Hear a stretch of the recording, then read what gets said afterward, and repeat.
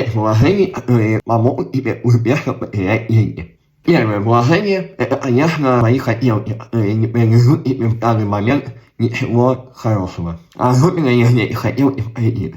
Если твое финансовое положение не позволяет тратить много, ты не поднимаешься выше этой суммы, а думаешь, заработать больше. Только благодаря действиям у тебя станет больше денег. Повышая свои навыки и инвестируя в знания, у тебя получится заработать больше. Это, кстати, ответ на второй вопрос. Ты вкладываешься в вещи, а не в знания. Например, когда ты покупаешь дорогое оборудование, берешь кредит, ты не начнешь снимать свой блог дальше, потому что у тебя даже нет знаний, как это правильно делать. Третья ошибка. Ты живешь мечтами других. Твои родители хотели, чтобы ты стал врачом. Ты получил высшее образование, ты поступил в медицинский, но ты всю жизнь хотел быть инженером. Соответственно, ты не любишь эту работу. Тебе нужно было идти по тому пути, по которому ты решил сам.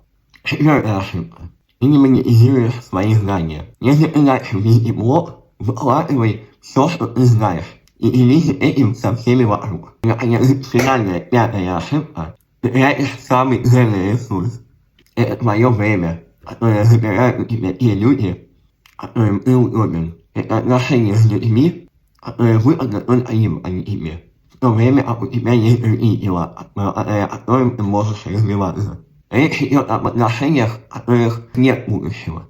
Распределяй свое время правильно. А меня зовут Илья, и больше полезного для тебя. Сохраняй, подписывайся и отправляй друзьям.